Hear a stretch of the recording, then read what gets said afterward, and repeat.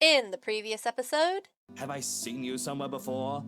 Bloody you peasants all look the same to me. You peasants all look the same to me! Hello again, everybody. In the previous episode, Zach processed some photos, and one of Hannah's faces was messed up, so she went to Hannah to tell her. Luke got angry, and now they're furniture shopping. How should he start the conversation about the crib in the window for some reason? Do you think a crib would make a good gift? I think that one looks cute. That one, 100%. I'm gonna save scum though. Well, I think that one looks cute. Oh yeah. Oh my god, Isabella's is full. Oh yeah. Hannah balks to my surprise, shuffling 2 steps away from the window and glares at it with such vehemence, as if it did something remotely scandalous. As a funny sight when taken out of context, and I probably will be laughing really, if I understand what warranted such a reaction from her. I wasn't looking at the crib. I wasn't really talking about the crib, Hannah. He was talking about you. Very good then. But it wasn't the crib, all right. Alright, I get you. But that's not it. Honest. I was just saying the stuff that was on display there looks nice. Or at least as nice that it can be compared to the ones we visited earlier. But I'm sure your interior designer has something different in mind for your mansion, so don't mind me.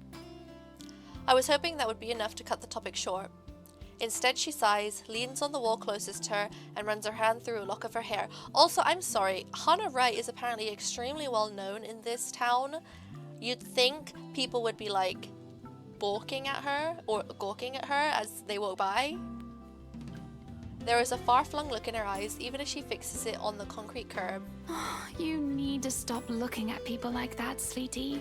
I'm afraid I don't quite catch your drift, ma'am. I suppose you wouldn't be aware of it. Do you know you always carry this kind of phase? Like you're always staring at the world with this honest look.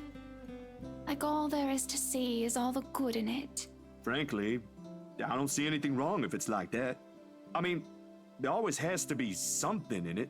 You know, a sprinkle of kindness here and there. Otherwise, we'd all be miserable.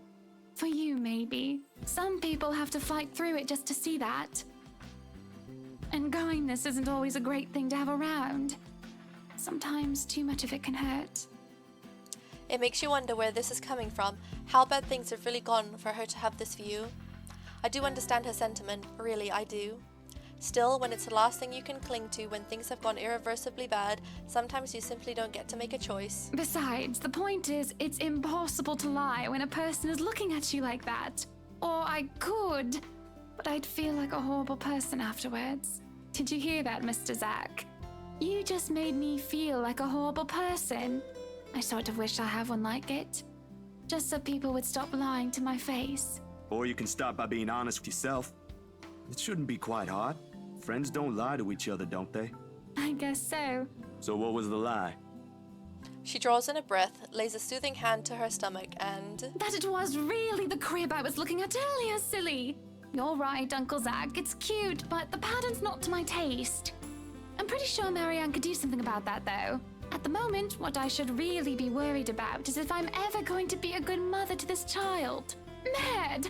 I can't even tell the father he's going to be one in a few months' time. What? Probably doesn't even want anything to do with this whole pregnancy thing. Yeah, you'll find out tomorrow. What am I going to do, Zach? Because right now, I'm absolutely at a loss. A few months in British lingo normally means 3. A couple means 2. She does not look 6 months pregnant. Oh. Oh. A beat. Oh! The realization strikes me like a ton of bricks suddenly bearing down on me. More than astonishment must have shown on my face because Hannah lets out a chuckle. The slump on her shoulders disappears altogether underneath her mirth. Don't look so surprised, dearie. Tied the knot 7 years ago, remember? Don't you think it's bound to happen? She brandishes her hand in front of me, the unassuming silver band on her finger glinting against the late morning sunlight for a second. I think it said my only sunshine on it. She eyes it lovingly, almost tenderly, despite the trace of sadness in her voice. If I had known that sooner in her story, would I have done the same choices? Maybe, to be honest. For all I know, there is an entire story there I'd ask, but that would be too inappropriate even for friends. It's not my place to meddle to begin with. Or at least that's what they've been saying early on. My whole social circle would be saying it's a long time coming. But the kid is something you want, right? Because if it ain't, then that's a whole other problem. Of course. I wouldn't deny I've been hoping to have him or her for a long time now. But then, now that we're here, all of a sudden, there are a whole lot of other things to be worried about. Business, a new home, public image, my own husband, and I don't know. I didn't really have anyone for a role model. I practically grew up with nursemaids pampering me every step of the way. What if it happens to this baby as well? Oh, I can already see how this will end. Huh. I guess it's not just my sister. What? You and my sister. I mean, you're both having jitters or something like that. That's what it's called, right? First baby jitters? Mind you, she was really convinced she'd do everything wrong then. He even called me in the middle of the night. Has to switch places the day she found out she's carrying a new member of the family. Never mind how utterly impossible her request is. I'm quite sure I haven't done anything of that sort yet. Oh, you don't know that? My brother-in-law has been telling me things 5 weeks into my sister's pregnancy. Since she's one cranky pregnant lady. Man, good thing I found a place for myself years before that bundle of joy arrived, huh? It can't be that awful. Who knows? I think we'd better leave it for Mr. Right to decide, yeah? Provided he comes around. He just sounds so repulsed every time the idea is brought up. Then maybe you should say it to his face. No mincing of words or beating around the bushes. And if he says no? You haven't even told him yet. Besides, that's his kid. Don't people usually say fatherhood changes men? I wouldn't call myself a living testament, of course. But there ought to be something that will hit him in that idea alone. A wrecking ball would be nice. Laughter escapes me before I can stop it, and for a moment I thought I had done something wrong when she doesn't join in.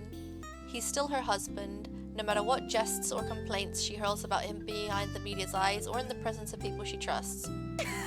But when she does, her chuckle, a small hesitant sound at first, I find the rest of my unease slipping away. Well, whatever it is, my point is, you've got no idea what will happen. In the same way, you don't know if you'll be a good mom. Trust me, my sister's been there. It's perfectly normal. If my opinion matters, though. A long second of indecision goes by. I can feel her eyes, filled with nothing but curiosity, boring into me while she waits for the rest. It's just a simple sentiment, but one thing I think she needs to hear for all the doubt she unwittingly places on herself. I'm just not sure if it should come from me. I'll be damned. I think you'll be a great mother, Hannah. If she has an answer to that, I don't get to hear it, nor does she get to say it. As soon as it comes out of my mouth, the bell hanging over the antiques store's door chimes and out comes Miss McCulloch. You don't know how many takes that took me. For more than one reason, I have never been so relieved our talk got interrupted. Everything's been taken care of for tomorrow, Mrs. Wright. We'll have everything you requested delivered early. I've left them instructions, but I may have to visit again right before your housewarming party to check for a few things. I hope that's acceptable to you. More than Marianne. This is a little early to say, but you did marvelous work with the mansion. I can't wait to see all of it come together tomorrow. I'm only doing my job, ma'am. Needless to say, it's always a pleasure to hear a client is satisfied with my work. Nonsense! You have every reason to be proud. I know you've already established your name here, but I'll still make sure word gets out, of course. I think I've got a few friends who might be interested in decorating their homes. I'll see if I can introduce you to them tomorrow. I really don't want to impose, Mrs. Wright. There's still a lot to be done, and I'd rather be keeping an eye on it myself. You know well enough I'll still do it. You too, Monsieur le Photographe. Fuck, sorry, my bad. You too, Monsieur le Photographe. You better be the one taking the pictures for the event tomorrow, or I'll be very upset. I blink at her, confused. Last I checked, I have nothing scheduled on my plate tomorrow. A couple of fleeting thoughts did cross my mind, like working on personal projects, but with the expectant expression on Hannah's face alone, I've wondered before how they got Isabella to sell them the mansion with all the paperwork and the loops it has to go through. Well, now, the how is already standing in front of me, and it's one giant ball of persuasion in human form. If I have any doubts how she got around life, all of them have been dispelled right this instant. Hannah hasn't said anything yet, but I already know what my answer will be. What event? Our housewarming party, dearie. I've already sent invites through your publisher. They should have informed you of it by now. I may have probably missed it. I haven't gotten the chance to check my mailbox yet. Deadlines, real-life happenings, they can be pretty hectic. I'll try later, but they might have already assigned it to a different photographer if they haven't received my reply yet. That's not a problem. Nothing a little call from me can't fix. I'll have them know I'm specifically requesting for your presence. It shouldn't be too hard. Just promise me you'll show up. I expect to see you both there. No excuses. Good company, good music, good food. Of course I'll be there. Lovely. I hope we have that settled then. I'd love to stay and chat, but unfortunately I have an appointment scheduled with the doctors after this. You two will have to excuse me. Are you feeling fine, ma'am? It's nothing big. There is a short while in which her hand faintly touches her stomach when she says this. Her smile as she does so, a tender thing in itself. She might never let it cross her mind, but motherhood would suit her. The kid is already loved even when he, she, or they has yet to have a sense of the world. Candid moments like this, I wish I had brought a camera for. Sorry we had to cut this short. I'd love to have lunch with you two, but, well, you two know how it goes. It's quite fine, Mrs. Wright. I need to get going as well. Is it somewhere far from here? I can have my driver drop you off on the way. No, please. There's no need for that, Mrs. Wright. It's just within the city. I see. What about you, Zach? We did leave your push bike at the mansion. Don't worry, I'll have someone bring it to your home later. Nah, I live within the city too. A few blocks from here, in fact. I only visited earlier because... You forgot what you were doing! The photos! Damn, I have completely forgotten about them. My hand grazes the side of my pocket where I've kept them since this morning. And sure enough, they're still there waiting for the whole world to see them. Because? Zach, sweetie, you're zoning out. Miss Hannah, earlier, at the mansion? Should I still show her the photos? Yes. I'm gonna save though. I think it would be better if you take a look at these yourself. Pretty as a picture, show the photo shoot pictures to Hannah. Okay, I'm gonna load, scum, I'm so sorry. I want Hannah and Zach to be besties. She should know, I really should tell her. Oh yeah, that's what I like to see. Yet, Zachary, what is it? when I look at her, all I see is a woman who only wants the best for the family she's trying to build. I see those loving smiles on her face whenever she puts her hand over her belly, the fond tones in her voice every time she thinks about what will be in months' time. I bet she bought that mansion for the same reason. To fill its many rooms with the smiles and laughter of their children, to create memories from it, and unlike the lonely one she had as a child. And I can't bring myself to shatter that little wish. What other proof do I have except for what I might be taken as a couple of badly developed photos? No matter where you look at it, this is ridiculous. Maybe I am seeing things and I need to visit my doctor again as soon as possible. About the photos you requested. Oh, are they done? No, actually, they're not done yet. I had to finish the ones for the magazine first. I really don't want to rush it. Please don't tell me you came all the way to Anslim just to tell me that. I made you a promise. Oh, you poor thing. I won't hold it against you if you can't give it to me soon. I'm not rushing you, dear. Good art takes time, yes. I'm more concerned about the quality than how fast it gets delivered. With it, I'm sure I'll get my money's worth. You really don't have to pay for it, Hannah. Shush you. Don't sell yourself short. You keep doing that and other people will follow. I'll have my secretary send the first half to your account tonight. No buts. Behind her, Miss McCulloch merely nods, mouthing at me to just take it as it is. She'd know, of course, being the other person working for the rights. But even if I decline, I'm certain Hannah won't be giving me a choice. She'll do it anyway. I mean, she's fucking rich, just take it.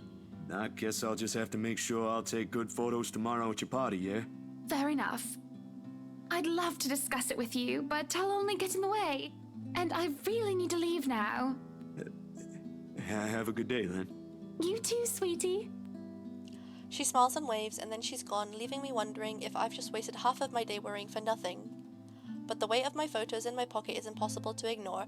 I mean, in retrospect, it probably would have been better for us to get Ash, but like now we're full happiness with Hannah. Like, I don't care. Maybe I should have done the foolish thing instead. Miss McCulloch departs shortly after Miss Wright has taken her leave, muttering something about getting a quick lunch before fetching Baruthiel from Chris. At Luxbourne City, Zachary Hannah met with Marianne McCulloch. Whilst Marianne was busy, Hannah disclosed her pregnancy and her frustrations to Zach. At the end of the talk, Zachary changed his mind about the photos. I don't know what or who Baruthiel is. It must be important for her to be in this kind of hurry. And, well, she doesn't seem to be fond of small talks, something we can both agree on. Lunch sounds good, or a walk around the city maybe, but with the sun as high as it is now, nah. And after how things with Miss Hannah went, I simply can't muster the appetite for anything at the moment. If I don't do anything with it now, I have this impression it will rear its ugly head again. And by then, things might be too late to fix. What other choice do I have? To Ash! Ash, Rebecca? In all likelihood, all they'll give me is a pat on the back and a Z-man get some sleep, you're at it again from Ash. I talked to Isabella, but I haven't seen her around since she showed up at my apartment 2 days ago. Weird. There is one person, though. Damn, I should have thought of that first. As it turns out, I do have another choice. I'm not a religious person, I won't identify myself as such. Or rather, I can't. Sure, my grandparents didn't have to force me to go weekly, but I'd happily join them. In fact, most of my childhood Sundays have been spent attending service.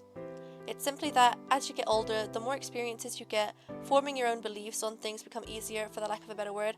So true, bestie. And at one point, it just stopped, that kind of thing. Nevertheless, I hold no disdain for it. Sometimes it does help. When things are really, really bad, when the dreams won't stay where they should be, talking does, a bit. It's also a good thing Father Norman's, well, he's not completely the pious man you'd typically expect. My unlikely friendship only probably happened because he's the kind of guy who's cool with the young ones, as he so aptly puts.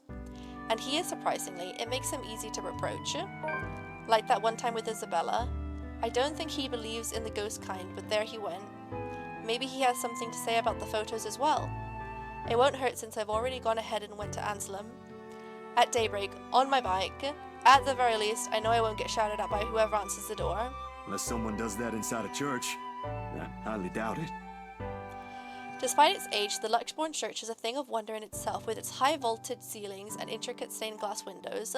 If you want to classify something as a city, old classification was that it needs to have a cathedral, not a church.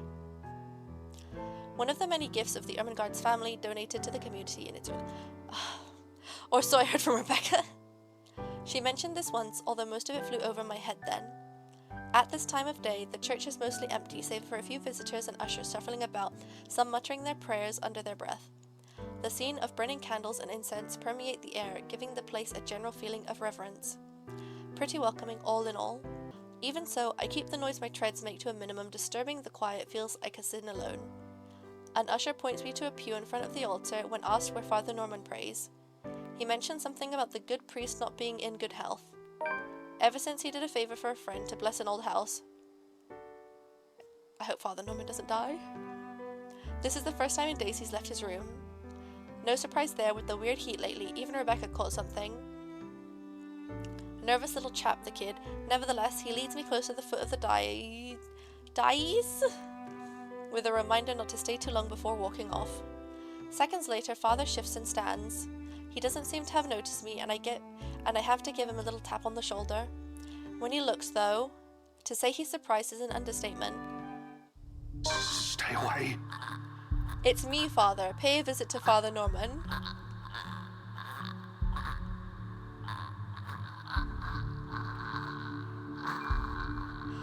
His voice comes out a whisper, almost inaudible in the hush, a quiet restraint in deference to where we both are standing. But the tremor is there. He focuses on me with wide bulging eyes, copious amounts of sweat appearing on his forehead, despite the relative coolness of the place. Father Norman? Keep your distance. Hey, it's me, Zach, remember?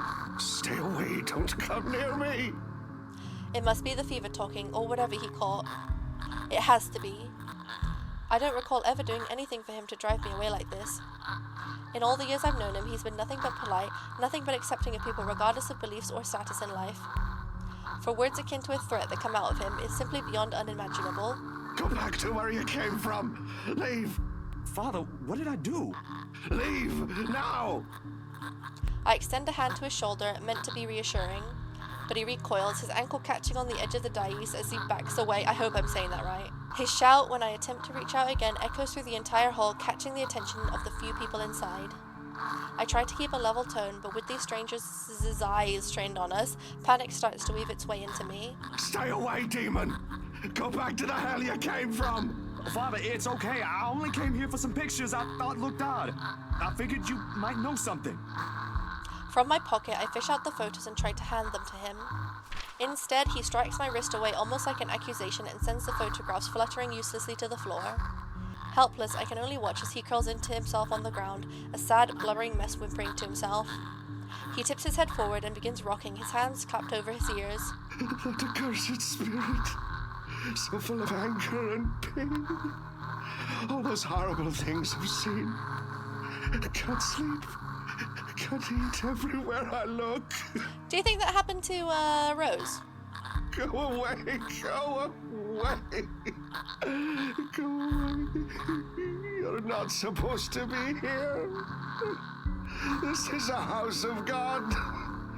Be gone, demon. Lord have mercy, God our Lord, King of ages, all-powerful and almighty. You who made everything and transform everything simply by your will. What is he reciting? A number of people have moved closer, mostly just to gawk. Disappointed because he wasn't able to accomplish his mission with Hannah, Zachary went to his friend Father Norman for advice. However, in an unexpected turn of events, the priest vehemently pushed Zach away, yelling curses and calling him a demon. A number of people have moved closer, mostly just to gawk. Thankfully, as if to save him from being an utter spectacle, 2 ushers come out, taking him away. One of them, the kid from earlier, shoots me an apologetic look. I can't even return it to him. Anxiety is a powerful thing, a firm little notion that clings, eats, and consumes you. I can still hear his prayers, even as they drag him away. May he keep at bay and vanquish every evil power, every poison or malice invoked against us by corrupt and envious people. Okay, so he's not actually quoting anything from the Bible. He's not doing the standard, Mary, Son of God, hallowed be thy name, thy kingdom come. He's not doing that one. And I tried Googling what he's saying right now, and it didn't come up with anything. Then under the protection of your authority may we sing in gratitude. It rings, hums in me as I'm left to pick up the pieces of this chaos. Back to square one we go. If there is salvation in this, I hope we find it soon. And we'll see what happens in the next episode, everybody. I wasn't really expecting Father Norman to be harassed by the ghost. He hasn't seen the letter, or has he? I can't remember if Isabella showed it to him. Oh well, I guess we'll see what happens in the next episode. Assumedly Father Norman's going to be on the news, but we'll see. Everybody have a wonderful day, and I'll see you all in the next video. Kisses, bye!